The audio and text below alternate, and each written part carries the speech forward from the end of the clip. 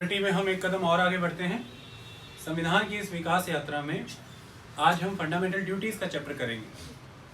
हमने directive principles of state policy ख़त्म कर दिए, उनके बाद फंडामेंटल ड्यूटीज़, इसके बाद amendments of the constitution.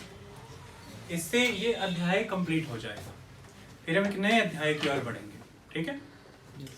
Fundamental duties से कुछ क्वेश्चंस आते हैं बहुत ही महत्वपूर्ण। हमने सभी की सभी ड्यूटीज़ आपके सामने लिखी हैं। चैप्टर का बाकी कंटेंट हम आपको वर्बली समझा देंगे।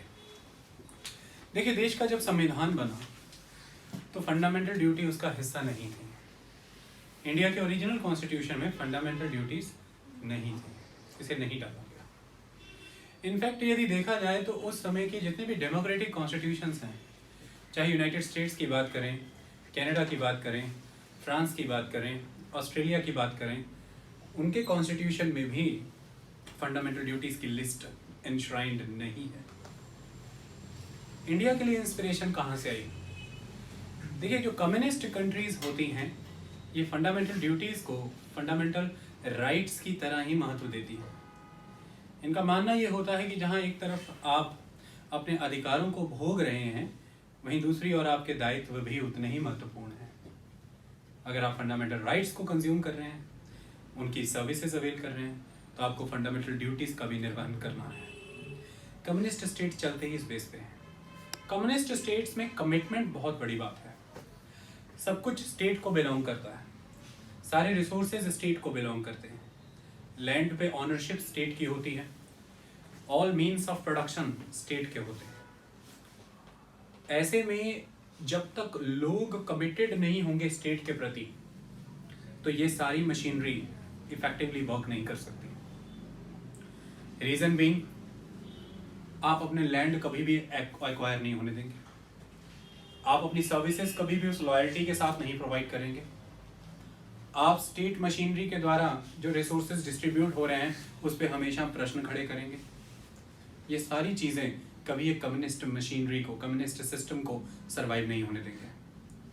कम्युनिस्ट सिस्टम में विद ए सिंगल स्ट्रोक आपके लैंड, आपकी इंडस्ट्री, कंट्री के रिसोर्सेज, आपके प्रोडक्शंस, सब कुछ कम्युनिटी को दे दिया जाता है, या उसे कम्युनिटी सेंस में कन्वर्ट कर दिया जाता है। इसलिए वो कम्युनिस्ट हैं, वो कम्युनिटी सिस्टम में बिलीव करते हैं।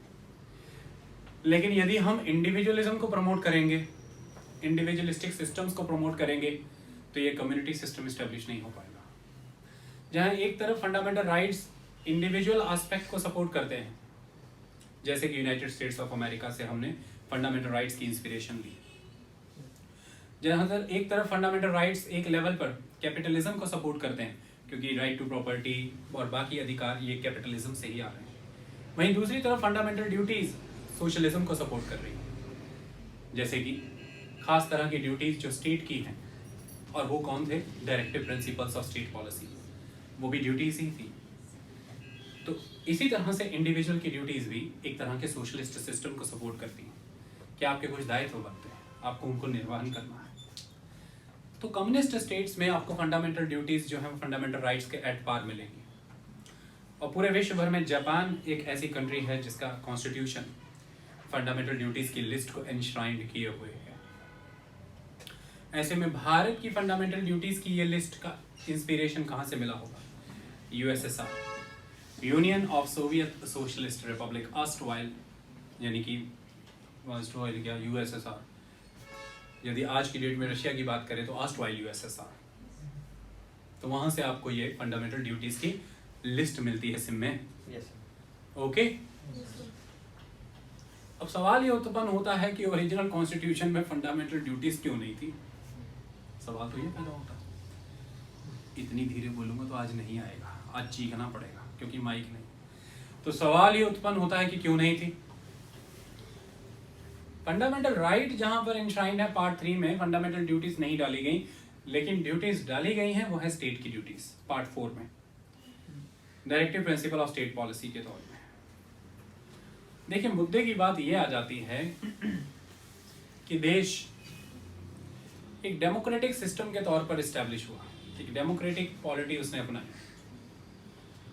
ऑलरेडी कंट्री में बहुत ही डाइवर्सिटी है, इस डाइवर्सिटी के तहत कंट्री को यूनिफाइड सेंस में आगे लेकर के जाना है।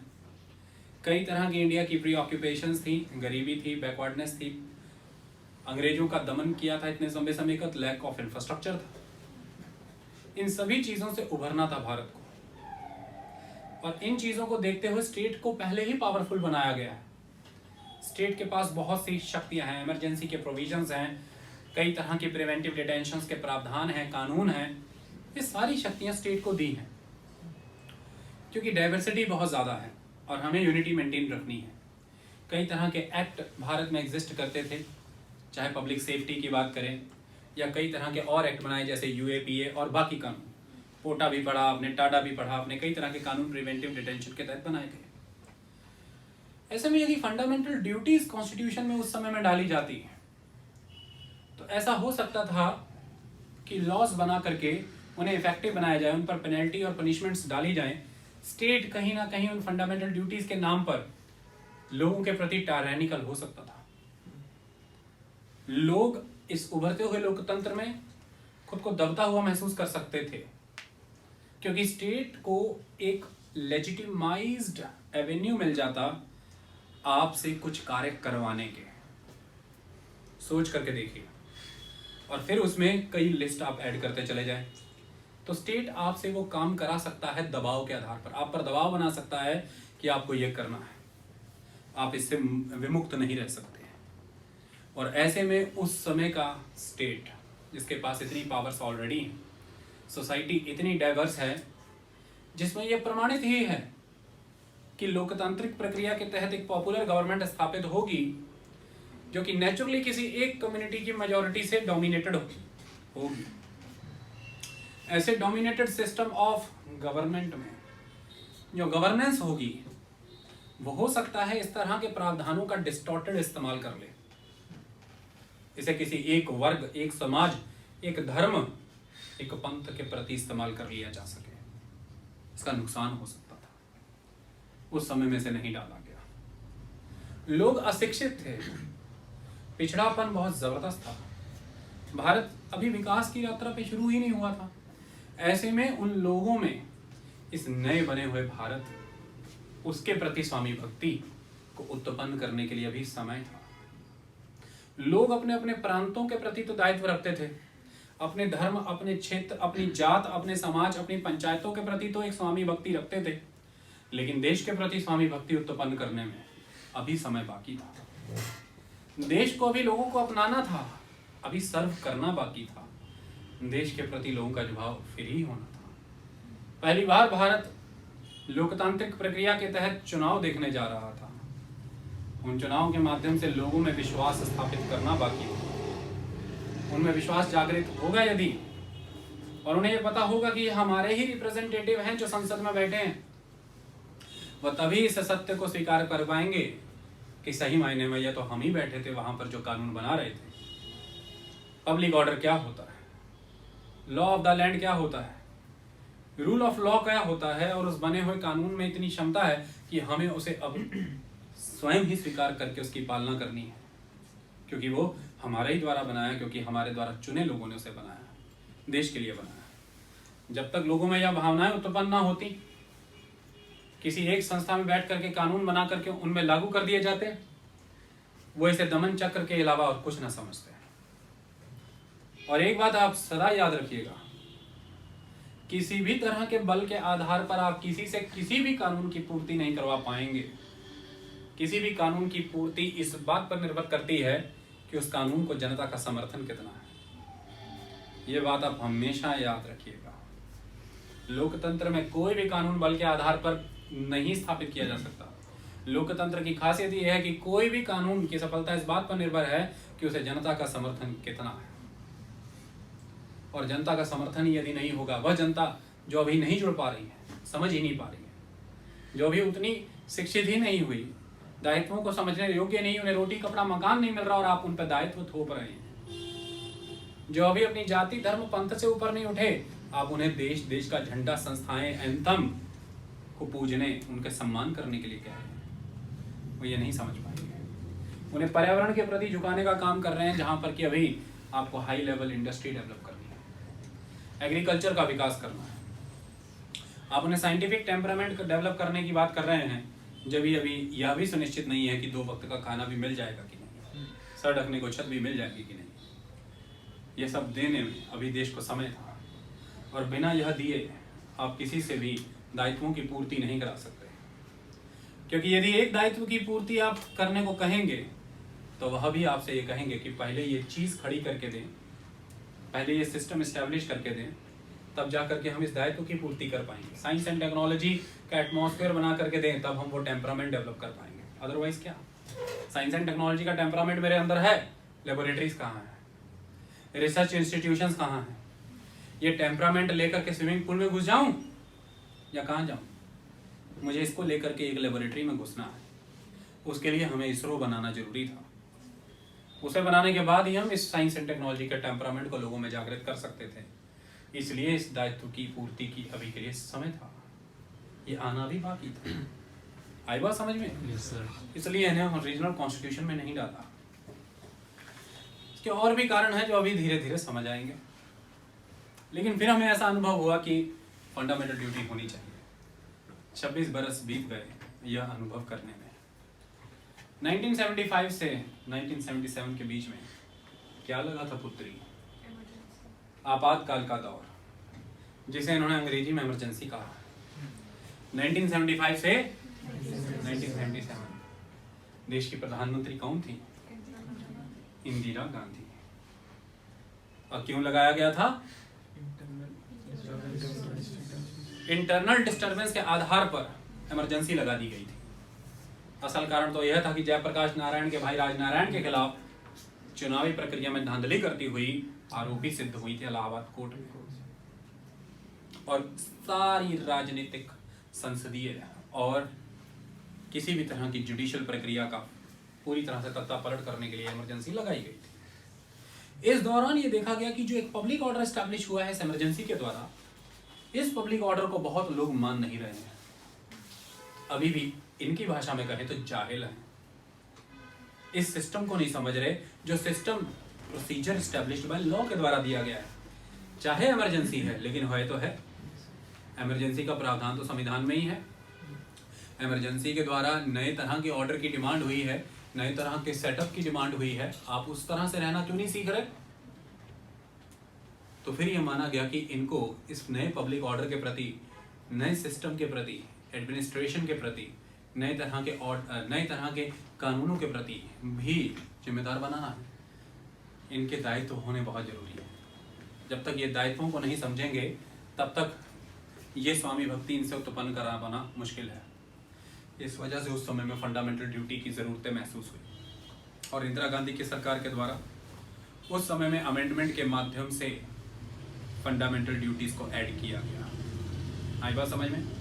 42nd कॉन्स्टिट्यूशनल अमेंडमेंट एक्ट 1976 के द्वारा कॉन्स्टिट्यूशन के पार्ट 4 यानी कि directive principle of state policy के साथ एक नया पार्ट जोड़ने की बात की गई, यानी कि पार्ट 4A।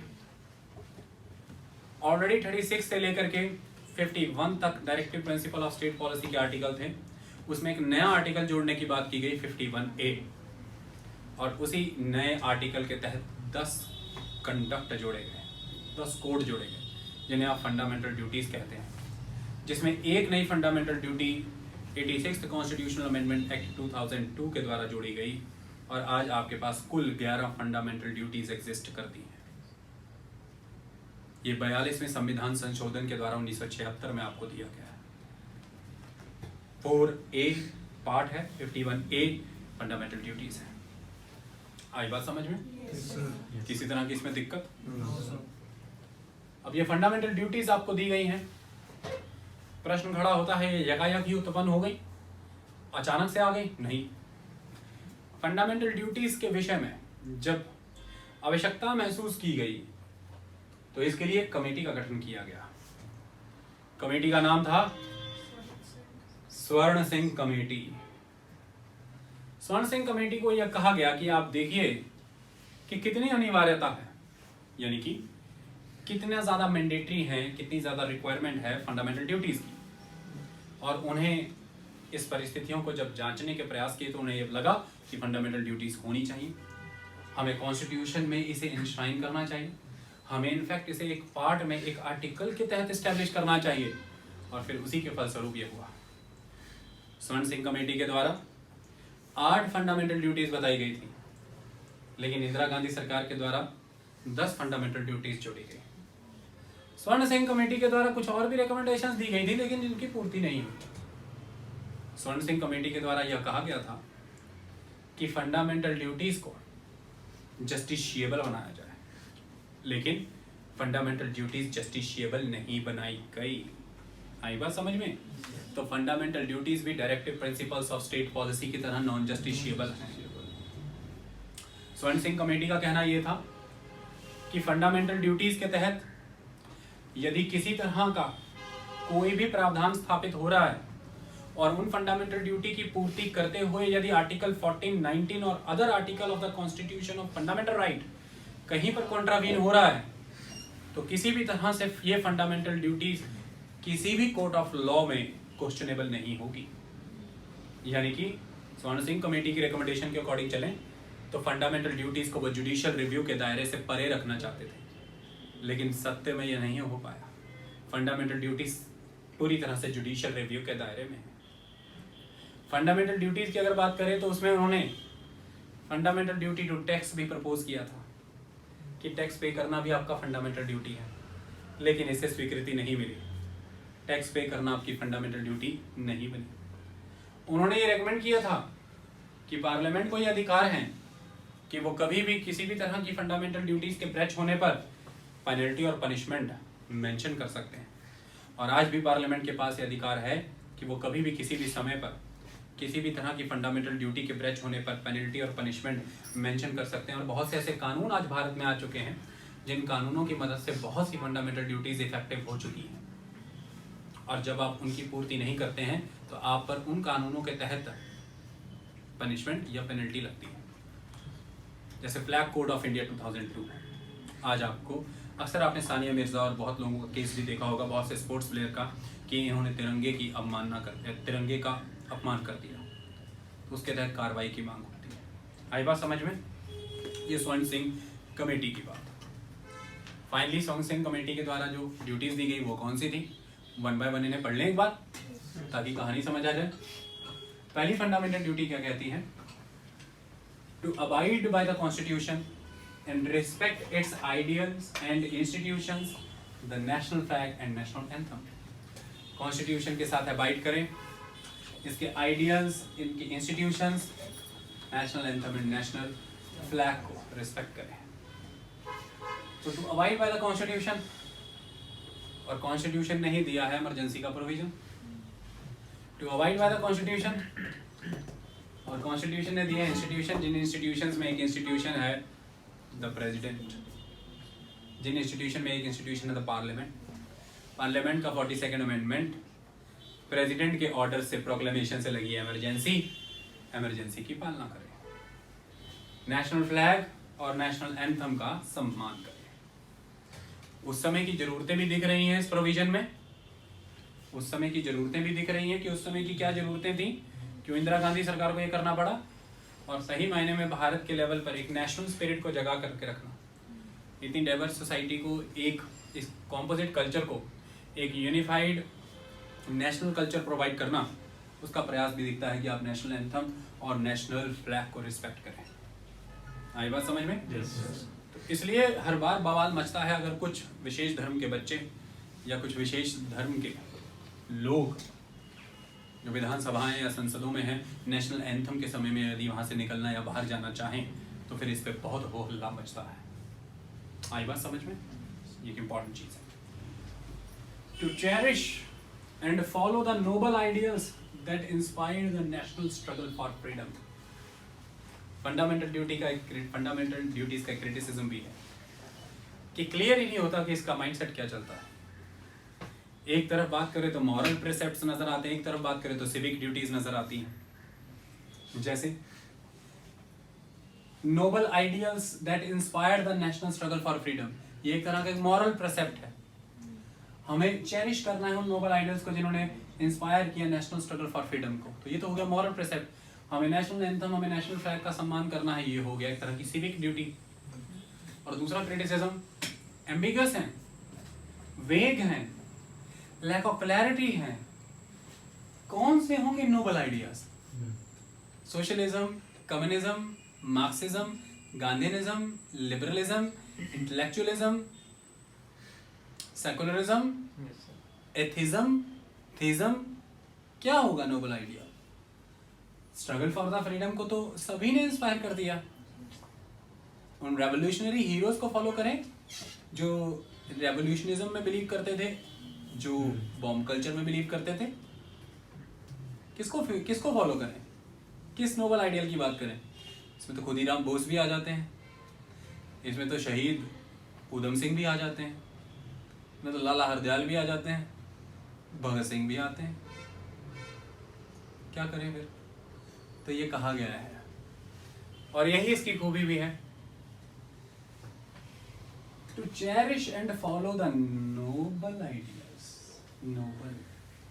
नोबल नहीं है, नए आइडियाज नहीं, नोबल आइडियाज। भगत सिंह, उधम सिंह और खुदीराम बोस का नोबल आइडियल, देश की आजादी, उसे चेरिश करें। क्या तरीके अपना रहे हैं वो, ये तो नहीं कहा। वेज ऑफ फ्रीडम स्ट्रगल तो नहीं बोला। Noble ideals that inspired the national struggle for freedom. Noble ideal उनका क्या था भगत सिंह का? कि कास्टलेस सोसाइटी होनी चाहिए, क्लासलेस सोसाइटी होनी चाहिए, धर्म के आधार पर समाज बंटना नहीं चाहिए। स्वतंत्रता संग्राम को इसने इंस्पायर किया कि नहीं किया? इस नोबल आइडिया की पालना करो। क्रिटिक्स बड़े नैरो माइंडेड से हैं, पता नहीं कौन से उठा कर उन्हें। Critics are not correct. आई बात समझ में? ऐसे अनंत नोबल आइडियाज जिनको आपको फॉलो करना है, जिन्होंने फ्रीडम स्ट्रगल को इंस्पायर किया, उनको फॉलो करोगे तो ये आपके अंदर स्वतंत्रता संग्राम की चेतना सदा जगेगी। और प्रत्येक दिन स्वतंत्रता संग्राम होना जरूरी है। स्वतंत्रता उस करप्ट सिस्टम से जहां पर किसी एक नेशनल इंस्टीट्यूट का डायरेक्टर अपने ही क्षेत्र के लोगों को भर्ती दे देता है। स्वतंत्रता संग्राम उस क्षेत्र में जहां पर किसी एक संगठन से अगर आप एफिलिएटेड हैं तो फिर उस संगठन से ही जुड़ी हुई पार्टी की यदि सत्ता है, उनसे कुछ भी प्राप्त कर लें। स्वतंत्रता संग्राम तो प्रतिक्षण सुबह 11 बजे उठने वाली आदत से संग्राम चाहिए, रात को 3 बजे तक जगने वाली उस अजीब सी आदत से संग्राम चाहिए। कोई चाहता भी नहीं है फिर भी बात करते ही रहने वाली आदत से संग्राम चाहिए। किसी को ब्लॉक और अनब्लॉक करने वाले कल्चर से भी संग्राम एक स्वतंत्रता का संग्राम ही है। ये तो प्रतिदिन चलना चाहिए। सरकारें अड़ियल हैं, उनका रवैया जिद्दी है, इसकी वजह से गलत शब्दों का उपयोग, किसी की डिग्निफाइड पर्सनैलिटी को डिग्रेड करने से भी मुक्ति एक स्वतंत्रता का संग्राम है। सरकार के अन्याय, सरकार की गई जिद्दपंथियों के सामने झुकने से मुक्ति भी एक स्वतंत्रता संग्राम है। पूरी प्रतिबद्धता से अपनी आवाज रखें, सुदृढ़ होकर, लेकिन अपने उन बड़ों को, उन गुरु को और उनके आइडियल्स को याद रखते हुए माड़ा वाक न बोलिए। समझ आई बात? यही स्वतंत्रता का संग्राम है, इंद्रियों पे वश करके। To uphold and protect the sovereignty, unity and integrity of India, preamble में भी है, फंडामेंटल ड्यूटी में भी डाला तो एक्सप्लिसिट कर दिया। और आप कहेंगे इन सब के लिए कानून नहीं है, बेअंत कानून। यूएपीए कानून सोवरेनिटी, यूनिटी, इंटीग्रिटी को कोई हार्म कर रहा है उसी की वजह से लग जाता है। आई बात समझ में? तो फंडामेंटल ड्यूटी निश्चित होती है। To promote, to defend the country and render national services when called upon to do so. ये केवल ऐसे हैं नेहा कि आपको ये हमेशा जागरूक रखें कि जब कोई ऐसा अचानक से कानून बना करके आपसे ऐसी सर्विसेज रेंडर करने के लिए आपको बुला दिया जाए कि नेशनल सर्विस के लिए आपको जरूरत है। आज तो आरोग्य सेतु ऐप में आपसे ऑप्शनली पूछा जाता है कि वॉलंटियर बनना चाहेंगे। सोचिए आपको आरोग्य सेतु डाउनलोड कराया जाए और ये कहा जाए आपको वॉलंटियर बनना है, आप मना नहीं कर पाएंगे। तब आप कहेंगे लोकतांत्रिक देश में ये क्या हो रहा है, ये क्या कर रहे हो, मेरी अपनी आज़ादी है। तब कहेंगे इधर आओ, कॉन्स्टिट्यूशन का पार्ट 4A खोलो, 51A में देखो, एक फंडामेंटल ड्यूटी डी क्या कहती है? ये कहती है जब ये अधिकारों को भोगते हो तो फंडामेंटल